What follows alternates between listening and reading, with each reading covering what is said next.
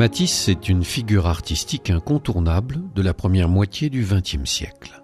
Tour à tour chef de mouvement avec les Fauves, maître d'une académie, champion rival de Picasso, Matisse est un artiste prolifique, curieux et sociable, qui a tout au long de sa carrière été au cœur des débats de la scène artistique. L'exposition Matisse en son temps, qu'accueille la Fondation Pierre Gianada, offre une sélection d'œuvres de la collection du Musée d'Art moderne du Centre Pompidou. Elle est articulée en un parcours chronologique de l'œuvre peint et sculptée de Matisse, mise en regard avec les œuvres des artistes avec qui il a dialogué, échangé. Une exposition où les travaux de grandes figures de l'art du XXe siècle, comme Picasso, Braque ou Bonnard, se confrontent et se font face. Matisse se forme dans l'atelier de Gustave Moreau aux Beaux-Arts, qui était réputé comme l'enseignement le plus libéral qui soit. Et donc cet enseignement de Gustave Moreau a laissé beaucoup de souvenirs heureux chez la plupart de ses élèves. Et parmi ces élèves, on note des personnalités très importantes de l'art moderne, comme Matisse, mais également Rouault, qui a été sans doute l'élève préféré de Gustave Moreau, Marquet, Camoin, Piot, etc. En 1905, l'exposition aux couleurs pures de Matisse et de ses amis au Salon d'automne provoque un scandale et donne naissance à un nouveau mouvement, le fauvisme. Dans l'exposition, vous avez notamment deux chefs-d'œuvre du fauvisme qui sont présentés. La Sieste de Matisse, qui est en fait un tableau conservé dans une collection particulière suisse, et le Port de Collioure de Reims. Et on voit très bien, face à ces deux toiles qui sont présentées côte à côte, on voit très bien comment le dessin est totalement radical, non par la construction de la perspective, par la manière dont les figures s'inscrivent dans l'espace de la pièce de la sieste, ou la façon dont Derain étage les mâts selon un parallélisme tout à fait radical. Et par ailleurs, on voit également ce travail sur la couleur très particulier qui font de ces deux œuvres sans doute les sortes de toiles très représentatives du scandale que créera leur présentation à l'automne 1905. Le cubisme et le peintre Matisse n'ont jamais été associés. Pourtant, on note bien dans les œuvres réalisées pendant la Première Guerre mondiale l'influence de la réflexion menée par Braque, Picasso et Juan Gris autour du cubisme.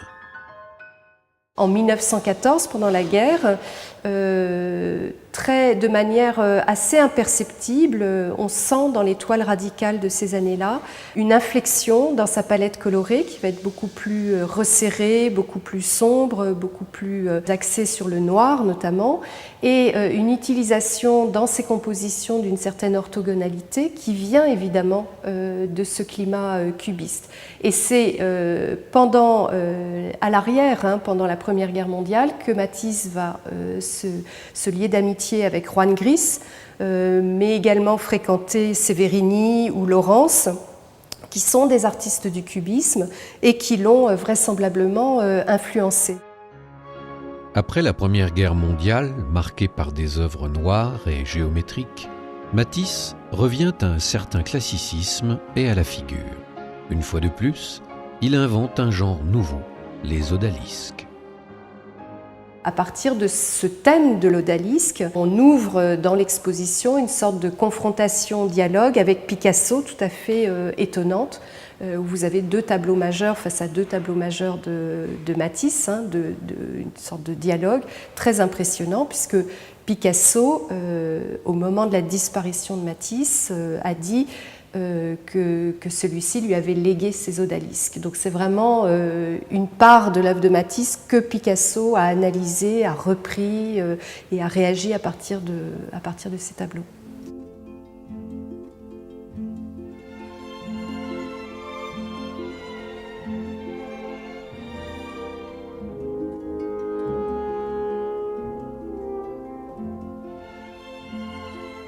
Autre ponctuation thématique dans le parcours de l'exposition, c'est celui qui est consacré au motif de l'atelier, motif qui est absolument récurrent dans l'œuvre de Matisse depuis les débuts, mais qui, pendant la Seconde Guerre mondiale, prend évidemment une tonalité autrement plus grave et surtout qui rejoint, je dirais, d'autres ateliers, d'autres représentations d'ateliers par ses contemporains, notamment Braque, qui lui aussi, dans la solitude de l'atelier, pendant les années 40, alors que la France traverse une série d'épreuves, va réaliser des grandes toiles d'atelier qui sont évidemment une sorte de geste réflexif, de réflexion sur la peinture et en même temps des formes d'autoportrait où l'espace mental du peintre est incarné dans la figure de l'atelier. Et donc, dans l'exposition à la Fondation Djanada, on a réuni 4 toiles absolument majeures. Le grand atelier rouge de Matisse, qui est confronté à un atelier de la Californie de Picasso qu'il réalise en 1955, c'est-à-dire juste après la mort de Matisse, et qui est une forme d'hommage assumé par Picasso, d'hommage à Matisse à travers ce thème de l'atelier, et les 2 grands ateliers de Braque qui viennent aussi encadrer, je dirais, cette confrontation. Au tournant de la Seconde Guerre mondiale, les grands artistes figuratifs infléchissent leur style vers un traitement graphique plus nerveux et schématique, vers une palette de couleurs primaires qui fait écho au langage moderniste d'un Le Corbusier ou de Mondrian. Autour des années 30, Matisse reçoit la commande du décor de la danse pour la Fondation Barnes. Et c'est à cette époque, je dirais à l'occasion de ce travail monumental, que Matisse va radicaliser son travail et trouver une forme d'expression beaucoup plus simplifiée, utilisant notamment des outils nouveaux qu'il invente pour travailler sur la monumentalité, c'est-à-dire les papiers gouachés découpés qui sont utilisés à partir des années 30 vraiment comme une sorte je dirais d'outils d'atelier, pas du tout destinés à être des œuvres à part entière. Mais ce qui est intéressant, c'est que ce style très graphique, avec ces aplats de couleurs primaires très efficaces, m'apparaît comme une sorte je dirais, d'anticipation de ce qu'on pourrait appeler ensuite le moderne style pour le design ou l'architecture, pour une forme d'écriture moderne qu'incarne la France des années 50, la France et l'Europe. Et donc, songeons aux tableaux de Léger, de Le Corbusier ou de Dufy.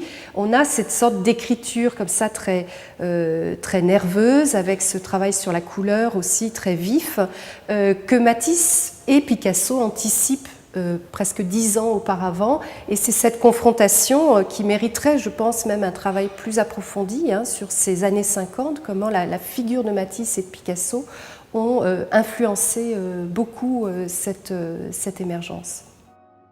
Tout au long de sa vie, Matisse va chercher à trouver une harmonisation entre son dessin et sa couleur. Ces nouvelles problématiques que Matisse fait naître ont des conséquences considérables sur le travail des artistes des générations suivantes. Ils ont relu, interprété, assimilé ou rendu hommage au maître, de l'expressionnisme abstrait au mouvement support-surface. Admiré, copié ou critiqué, l'œuvre de Matisse est devenue indissociable des travaux de ses contemporains.